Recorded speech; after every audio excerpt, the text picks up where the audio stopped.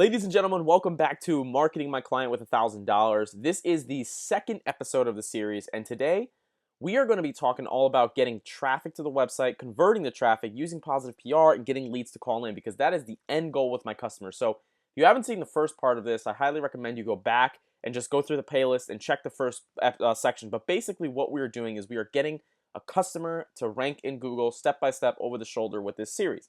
Now today's goals, we're going to have a few different goals. We're going to get call tracking, and we're going to build the foundation for his website because it is a brand new website. And as you know, Google does not like brand new domains. In fact, they do what's called sandboxing. So we're going to go ahead and try to get him out of the sandbox, even while we're developing the website, by building these authoritative Web 2.0s and getting these social likes flowing, right? But before I begin, I wanted to go ahead and answer some of the questions that I got in yesterday's videos. Someone said, Ruan, is it possible to rank a client in the 3-pack doing only Google My Business and some backlink citations? The answer is yes. You're able to actually rank somebody for the Google 3-pack without even having a website, right? To show you a quick example, my buddy Danny, he doesn't even have a website, but if you type in, let's say, custom t-shirts in the city that we live in, he pops up in the Google Maps, even though he doesn't have like a WordPress website. This is his business actually right here. It's the same address as my company business, so that's how you'll know that's actually his. So the answer is yeah, you can definitely do that. Do I recommend doing that? I mean, yeah, if you want, but I'd recommend going through the full suite and following the steps in these videos to actually get you more leads, because Google My Business is great, but people generally do want to go on a website and see that you are a legitimate business. The second question is, why would you want to hire a developer when you can just get a free theme or premium on WordPress? Jenya, the answer is I have multiple clients, so paying a web developer really isn't a problem for me, especially when time is the issue. When time becomes the issue, when you start to get more and more customers, you would rather just make a smaller margin and outsource the rest. So the other question I got is, Ruan, I see you purchase links for your business. Have you been caught by Google? Have your links ever been removed or penalized for buying links? John, that's a great question. Generally speaking, I do purchase links, and we do it in a very strategic way where it's relevant and it's not from, shit sites. So it's not like spammy websites. They're not, crazy ass PBNs. There are real sites that we pay to get placement on. And don't worry, because I'm going to be covering all of that within this series. I think another question that I got was, how can we get out of the sandbox quicker? Well, guess what? That's what this whole video is about, is actually getting your client out of the sandbox by building a foundation of authoritative websites that's going to get your client Google recognize your website. They're going to index it faster, and they're going to trust it more because of all the links that are going to it, etc. So another question was from FitFabs. Hey dude, awesome video. I've watched it twice. Just wondering, how is it possible to sort questions you ask for your clients for the questionnaire? Looking for the next video. This is very simple. So what Fabs basically means is, before I take on a client, I send them what's called a client questionnaire. And basically that client questionnaire allows them to answer very basic questions about their businesses. These are things like, what's the business name? What's the address? Who am I in contact with? Who are your employees? What's your company revenue? What are the services that you offer? Give us a descriptive amount about of the background of your business. Tell us a little bit about your different types of services. Those type of things that you're going to want to know, especially when you're creating an SEO, search engine optimization campaign, or just in general a digital marketing campaign. So you're going to want to ask your customer exactly what it is that they have, like their social media profiles, their Google Analytics account. You're going to want to get all of this information before you actually start working on the customer, because if you don't get this information, what's going to happen is you're going to find yourself going back to a lot of things. Now, if you followed the first video and you saw that I set up something like Basecamp or Trello, where you can actually go ahead and monitor your accounts, it's going to keep yourself much more organized, especially with this questionnaire. So let's go ahead and begin this module today. And today we're going to be talking a lot about social signals. If you guys aren't familiar with what social signals are, basically what social signals are is it tells Google where your website is on these social media websites. The reason that's important is because if you have a website with no social signals, guess what's going to happen? Google's going to see that you're probably not a real business and you're just trying to manipulate their algorithm. So if you can create legitimate social signals for your SEO campaign, you are going to be literally, you're going to be well off, right? So our goal is to get onto these large major websites. And I'm going to tell you the largest social signals websites right now, and I'm going to set those up for my client over the screen so you can actually kind of see exactly what we're doing, okay? So the one thing that I can tell you right now is you're going to want to know some image sizes. So with these social signals, there's a few priorities that you're going to have to maximize with these social signals, and I'm going to go ahead and leave those those step-by-steps here on this WordPress file right here.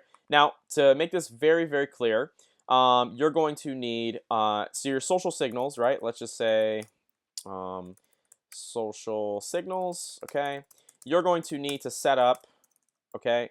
Set up most popular social sites, okay?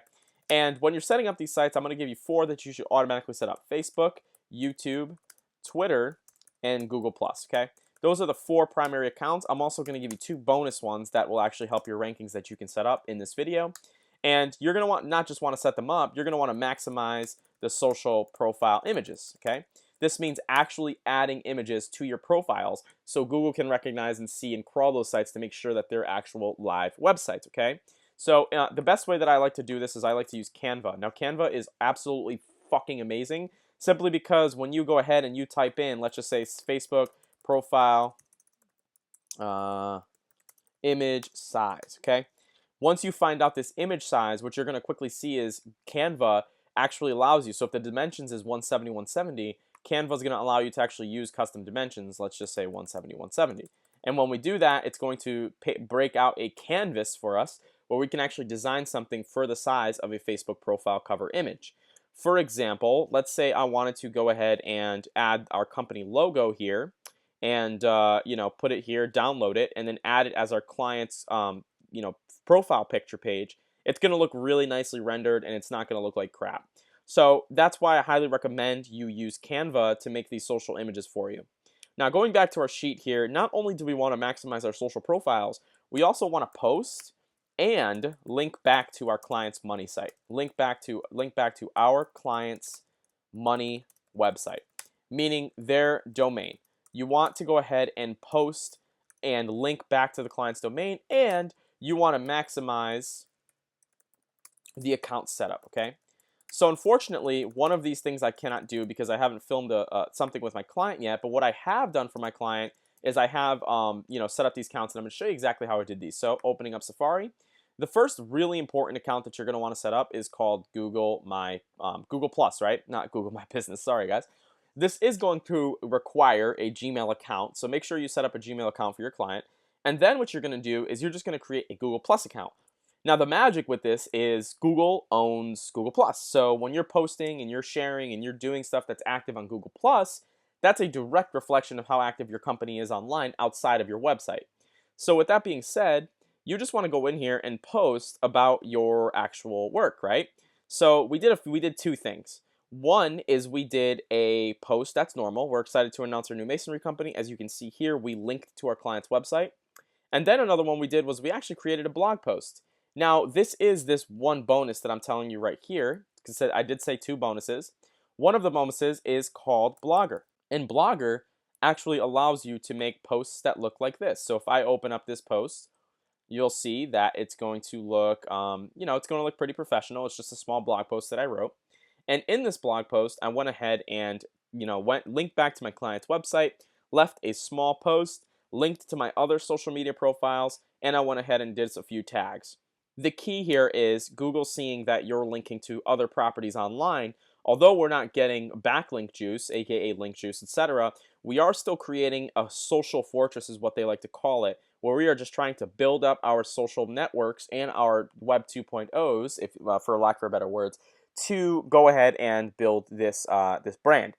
Now, I want to make something very clear, and a lot of people may be thinking this. Well, back in the day, in early SEO times, when everybody was just fucking Google out of the ass, and you went ahead and typed in a keyword as the Google profile information or as the domain here, I considerably don't recommend that you do that anymore. For example, if this said watertownmasons.blogspot.com, that's going for a target keyword. In this case scenario, this is a client. We are trying to build a long-term brand for this customer. We are not trying to, let's say, rank and rent a website. So the fact that we're trying to build a long-term brand for the client, we want to make sure that we're branding the client as they want to brand. So we want to make sure that we do that for our customer, okay?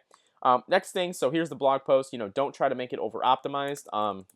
If I type in Watertown, I used it a few times in the content, but I didn't over-optimize it like crazy. That doesn't work anymore with Google, and you want to avoid any algorithmic updates as possible. You don't want to get any type of penalty onto your website, okay? Next thing I did was I set up a Twitter account, and as you can see here, added his logo, went ahead and put his company name as the title, and then linked back to his website with a tweet. So I went ahead and said, glad to have started my new masonry company, Christian Masonry LLC. Please visit my website, which is this site right here, for more information about what we do, patios, foundations, and much more, right? So the fact that this has been posted on Twitter, Google's going to see that we're getting a fresh no-follow reference social share to Twitter on twitter.com. So, Google's going to see that as well as their eyes. So that's really good information. You want to make sure you set up your company's Twitter account. Make sure you add the profile. Make sure you add the cover. And then more importantly, when you go to the profile, make sure you're also linking back to your client's website, okay? So, and also, make sure you have the correct NAP information, the NAP. Now, the next thing that we did was we went ahead and set up a YouTube channel. And this YouTube channel, I'm going to have to post a video for this to make it really optimized. But basically what I did was I just created an about, I wrote an about, and I even linked to the client in the about. And then I also went ahead and added their social profiles. Now, it's important when you're adding this, you're maximizing the amount of links that you're sharing on these social profiles, because remember, you are trying to create a consistency throughout Google's network. And by doing this, you are linking all of their patterns, and it's making it look really authoritative inside of Google's eyes, especially when what I'm going to show you later in this post or this blog, or this video, not this blog, nobody fucking cares about a blog anymore, but this video, because I'm going to be showing you how to get social mentions and shares and likes on all of these profiles, all on autopilot using a platform called Social ADR. But don't Google that right now, stick to this video, but I want to make it very clear that you can outsource pretty much all of this that I'm telling you right now, all of these social profile creations, etc. But, just for the fact that I'm sharing it over the screen, I wanted to go ahead and do all of this manually to show you guys that I can still do it. And I don't need an outsourcer to take care of it. But, basically set up their YouTube channel and then get their channel art. I'm still waiting for ours back. And then also make sure you upload a video whenever you get a chance to the customer. And the video doesn't have to be crazy. You just need something that you can link back to the client's website. Although, I do recommend making consistent videos for your customer. Google really likes that. So, next thing we're going to do, and this is the other bonus one that I have here, I would also recommend setting up a Tumblr. All right. Tumblr is, I'm not going to say it's dead, but it's definitely overlooked at. But when you have a company Tumblr account that looks like this, and you can just do this by Google searching create Tumblr business account or create Tumblr account, just make sure that it's all filled out, and just make sure that you're linking back to your customer's website. You have a good Tumblr URL with the company name, and once you create the Tumblr, you're just going to want to do a status update on your Tumblr account just like this. And this is just one post, right? And I can keep posting, and I'm gonna keep posting throughout the relationship I have with this client. But you just want to say something like looking for a professional mason. Start by contacting, and then do their brand name back to their website. You don't want to do too much exact match anchors because that can kill your optimization. Even though it is a no follow link, I still believe that Google can check on stuff like that. So just make sure that you're being careful when you take on tasks like that. Okay. Now, so let's talk about it a little bit, okay? So really what we covered in this video was a bunch of social signals and, making sure that you understand how important it is to actually go ahead and get social signals to your website. Now, if you don't want to do this, manually, and let's say you have a budget and your client's giving you a budget and you don't have the time to go out and create all these social profiles, well, a really good resource is called Web 2.0 Ranker, where you can actually go over here to socials and you could go ahead and, add, have them create your social accounts, optimize them, and even post on them for you. Now, the pricing on this is, for me, considerably inexpensive. I would go ahead and purchase this option if I wasn't doing it for my client, but I would go ahead and probably order the Social Fortress, and that's about $100, and you can get somebody to go ahead and list your information on all of these websites, social profiles, and all you have to do is, submit your essential citation information for your client, and Web 2.0 Ranker will also do that. They also do a few other things, but personally, I'm going to show you a few other ways to get this stuff if you don't want to pay for links. Google My Business, stuff like that. We're going to optimize Google My Business. We actually went there today to take pictures of client working, etc., doing stuff like that. So there's some really important information when it comes to business citations that we are really going to get in front of, okay? So I want to make sure that that's very understood. We're not going to be covering any of the outsourcing. I'm just going to be doing this all manually. So I'm not going to be outsourcing any of this. The only thing that I'm going to be outsourcing is the website because I simply do not have time to sit here and build a website. I hope you guys really understand that, okay? So just going back to our tool here, now that we've gotten all of this set up, we need what's called social, okay? We need social activity. And I like to do the social activity from the ground up. The reason being is because if you can wait to get the social activity running, but it's better off to do it right away, especially if you're trying to get out of Google Sandbox. So we need people liking, sharing, and let's just say reposting our content, something like this on our websites. And this is technically what the social signals are, but you don't want to overdo it, meaning you don't want to go ahead and get 1,000 social shares in one day. This does not make sense, right? This is spam. This does not work. This is impossible. If somebody opens up a company in one day, there's no possible way you are going to get 1,000 social shares in one day. This is simply why I like using social ADR. And social ADR is pretty cool because what you can do is you can basically get this site to drip your content on multiple platforms throughout a period of time. So it's not like, crazy amounts of stuff all the time. It's steady drip promotions. So it's not like you're doing 15,000 social promotions every 5 seconds. So if you don't have an account already, what you're going to do is you're going to click on join. And then what you're going to do is you are going to literally go ahead and create an account for your client, or if you're doing it on your own brand, just go ahead and create it on your own brand. Now, I just want to make sure that I got the name right here, okay? So, just make sure that this is all correct, and then, do their Gmail account, which I think I did. What was their Gmail? I think I just did the brand name, christianmasonry@gmail. I think that's just what I did there. Sign up for this account, and then what you're going to do is you're going to want to activate one of your accounts, okay? So you just want to go ahead and do, the lowest amount to start. If you really have a client right now and they already have social promotions and you want to go higher, go ahead and do Social Booster, but I'm going to go ahead and activate the account with the Social Starter package. And basically what this is going to do, oops, it looks like something went wrong. Okay, I'm going to finish this later. But basically what it's going to allow you to do is it's going to allow you to drip social signals throughout these different profiles, and all you do is enter in your URLs. So if you're still setting up your YouTube channel, you should be able to go to your About, you should be able to go to Links, and you should be able to edit and just get your links right here, and then they will actually drip your social signals throughout your websites.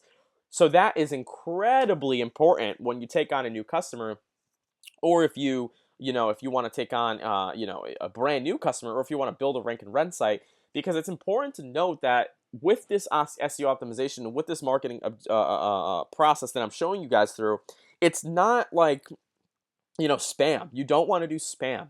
You want to gradually over time optimize somebody's website, optimize somebody's brand, and get them more social traffic. So back to the question that was here, back to the question that I got from one of the viewers, right?